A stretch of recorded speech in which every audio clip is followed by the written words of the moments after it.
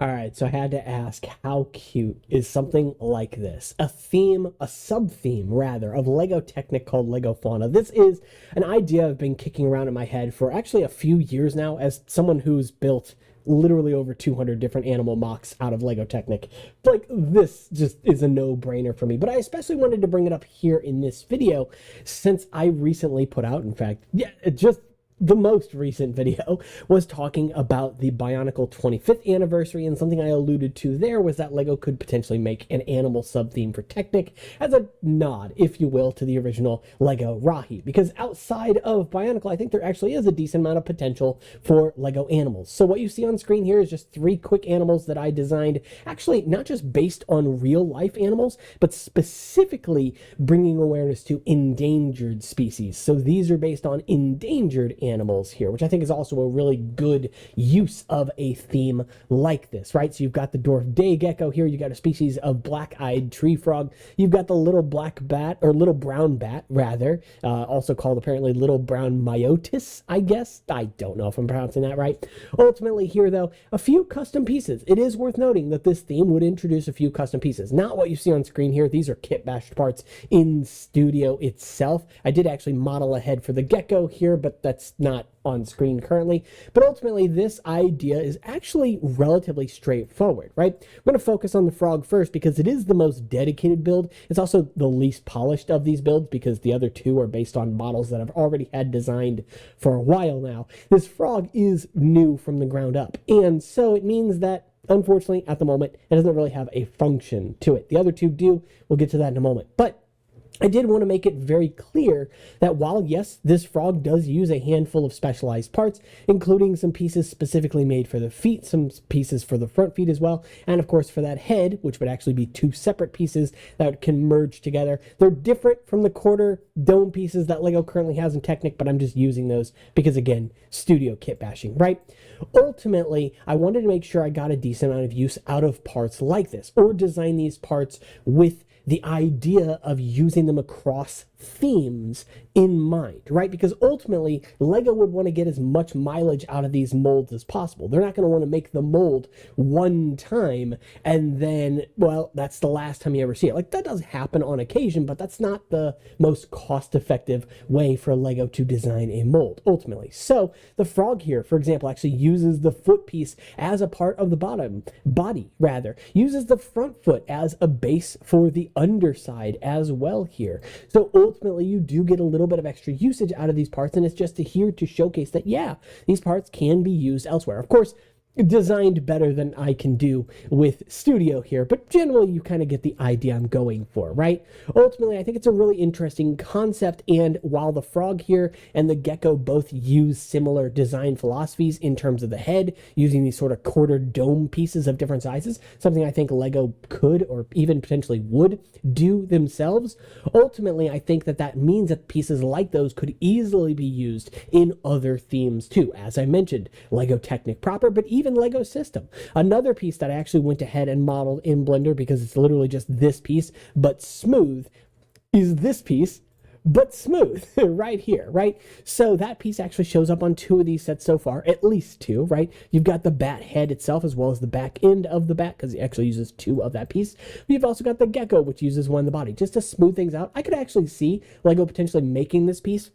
Relatively recently, Lego modified another perpendicular connector type to be smoother than the type that we've had around for like over 20 years at this point. I was kind of shocked that they did it. I understand why they did it ultimately for aesthetic purposes, sure, but I was shocked that they would even go out of their way at all to remold that item when they had one that already worked, right? So carrying over that philosophy to a part like this, I'd probably change the overall geometry just a teeny bit as well, but that's just, you know, up to them, right? Ultimately, I think that this is a really interesting part in general, so seeing its use again here is nice, ultimately, right? The eye pieces on the bat are also a one long axle piece with a stud on it, which is an interesting concept. I would like for the stud to be easier to remove because as it stands currently right here, it's basically impossible to remove because it's on both sides, right? So having a little like lip on the underside of it, similar to like Technic, or rather system tile pieces, something to kind of get a thumbnail or even tweezers or whatever underneath,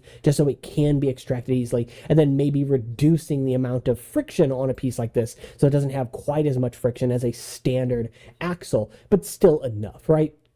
So ultimately, I think both of these are really fine concepts. And in terms of functionality, well, again, the frog does not have a function in it because it is the most new here.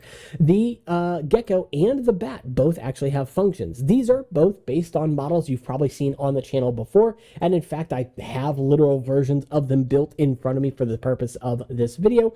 So you've got my Willara lizard based on the that the dwarf day gecko is based on here, and it just spins its legs attached to these wheel pieces, so when it's skittering across the surface like a desk or whatever, it looks like it's actually running around. The bat in this case has a function where when the wheels roll across the surface, it flaps the wings a little bit. That was designed for my Bionicle board game, and in this case here, since I'm not using wheels because that seems a little weird for a natural bat build, I instead just attached it directly to a bushing, so it has something that's easy to grab with the texture on top, but you spin it and the wings flap, simple as that, right? Ultimately, that means that both the lizard here and the bat build here are relatively few pieces, under 40 pieces each. So that actually works out really well for even doing like polybag type stuff, honestly. But even outside of that, even released as a single product with 3 different builds in it, although I don't know if Lego would do them like this, maybe something like a creator would be a cool idea, but I'm getting ahead of myself here. This overall, I think, lends itself to a much better build scheme than, well, something like Forma.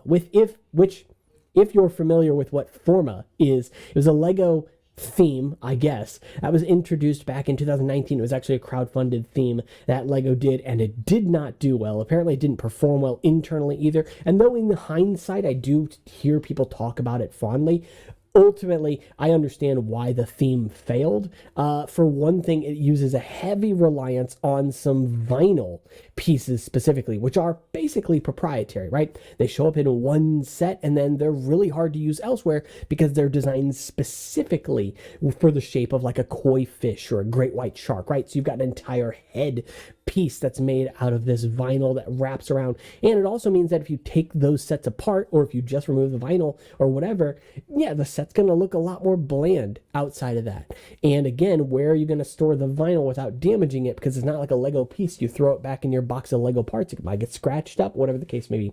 Ultimately, that kind of stuff suffers. It doesn't mean you can't use vinyl in themes like this. I think it just needs to be more sparing than a system in and of itself. So ultimately, I think it's a really fun idea. At the end of the day, if this is something that you like, and there are plenty more animals that can obviously be represented by a theme like this. Again, if you're focusing on endangered species, you've obviously got things like the giant panda, many different species of elephants, tigers, rhinos, things like that, that are widely known and culturally significant while also being, large animals. But there's many, many small creatures, critters, insects, so on and so forth that can be represented here that are also critically endangered that could use the awareness that something like a brand like Lego could represent.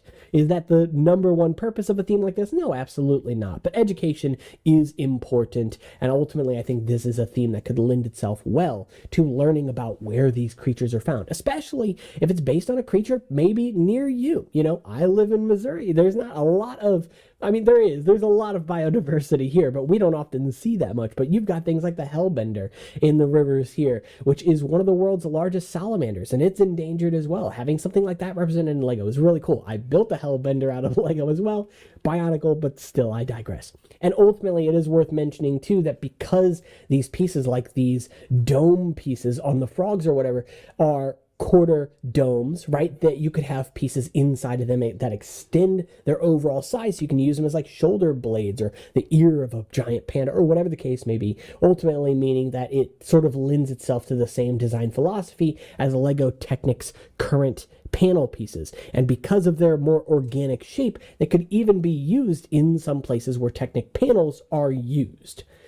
So that's basically it for this one. Like I said, if there's anything that you want to talk about in the comments below, let me know your thoughts. Specifically, what I want to ask is, do you think a theme like this could be successful? That's a really loaded question, so rather than framing it that way, why not ask the question, if you went to the stores today, the Lego store or wherever you buy your Lego sets, and you saw a Lego fauna theme, 2 questions. What animal would you want to see represented, whether it be endangered or not? And also, would you buy in? Would you be interested in a Lego fauna theme? And would you want it to be Lego Technic, Lego system, or a hybrid of the two, or perhaps its own system entirely? Let me know your thoughts down in the comments below. Of course, we can take the conversation further over on the Discord server, linked down in the description. You can join me and 700 other members over there. You can also check out the Instagram and Patreon if you want to help support the channel and get some perks, and I will see you all in the next one. Take care.